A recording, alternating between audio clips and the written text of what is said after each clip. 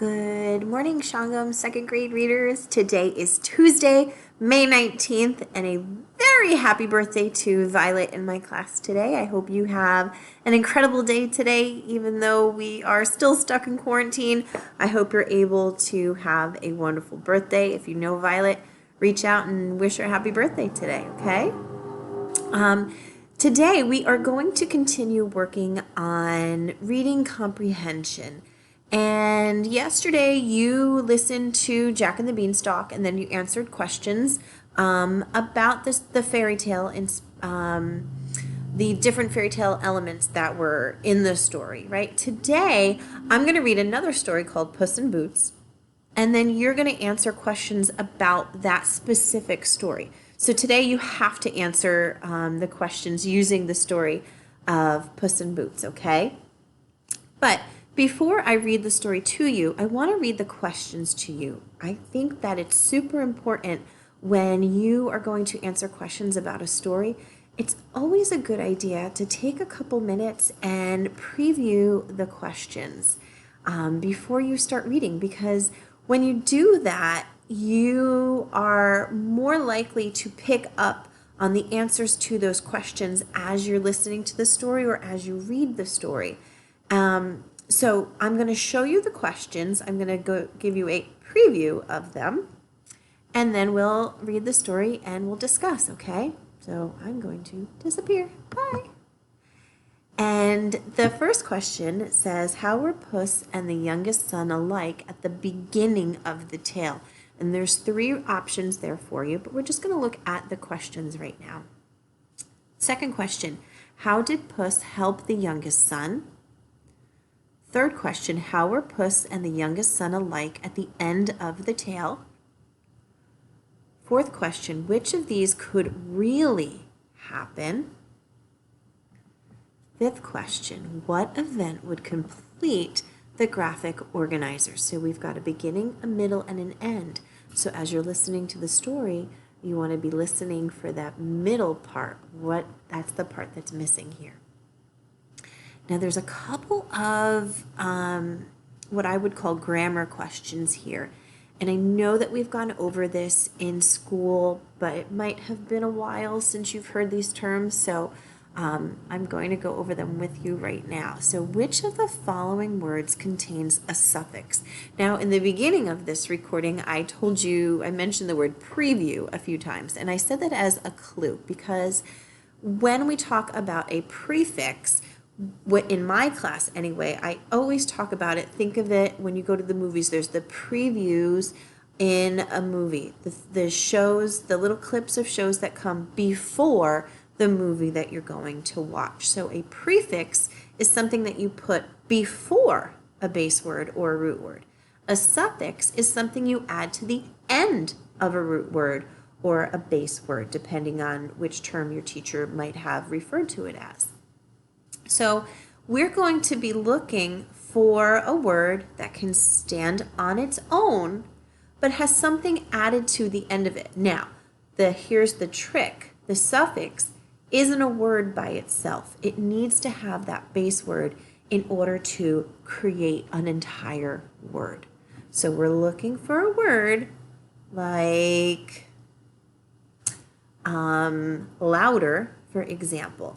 Loud is our base word, but that ER is the suffix to the word. So you want to be on a lookout for a word that has a suffix, that base word or that root word, with an additional few letters added to it that create something else. All right, next question. Using the sentence below, what is the meaning of the underlined word? So this time the noise was much louder.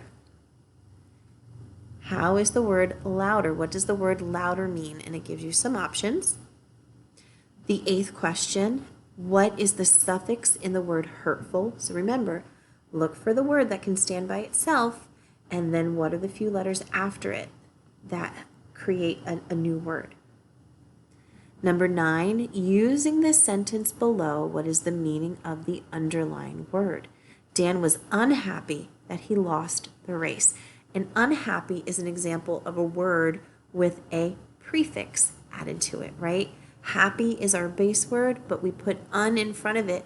Now we have a new meaning, right? So happy by itself means one thing, but unhappy means something else. Which one does it mean? And then the last thing that you have to do is you have to write an example of a word containing a suffix on the line. You can take one from the story, or you can write your own. Okay, now, let's read the story of Puss in Boots. Once upon a time, there was a farmer who had 3 sons, a donkey and a cat. The sons worked in the field, the donkey carried wheat, and Puss the cat chased mice. After the farmer died, one son got the farm, one son got the donkey. The youngest son got Puss. "I am poor," said the youngest son sadly. "I'm poor too," said the cat. "Get me a pair of boots," Puss said. "I'll make you rich." The youngest son gave Puss a fine pair of small boots, just like his own boots.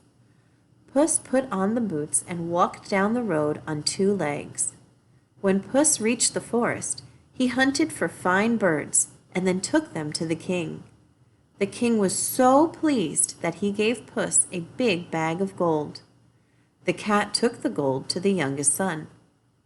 One day, Puss heard that the king and his daughter planned a day at a lake. The cat told the youngest son to swim in the lake. That's how the youngest son and the princess met. The 2 fell in love, married, and lived with Puss in the palace. Both Puss and the youngest son were rich. They never had to worry about money again.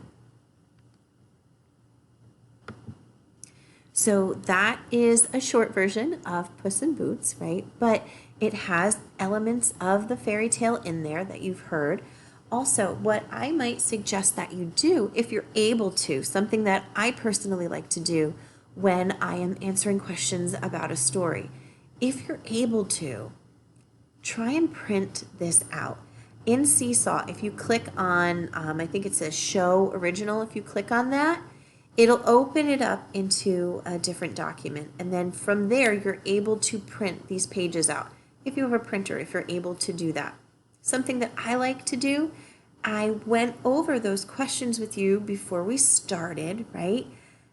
I like to highlight when I find answers in the story. So if you can, take a highlighter, a pencil, a pen, a crayon, anything where you can maybe underline answers to the story. So when you go back to answer those questions, you can just quickly scan for your highlights that you highlighted the answers to, okay? As always, if you have any questions or need any help, please feel free to reach out to us. We are all here to help you. Have a marvelous Tuesday, and again, happy birthday, Violet. I hope you have a wonderful day. Goodbye, Shangam second graders. I'll see you tomorrow.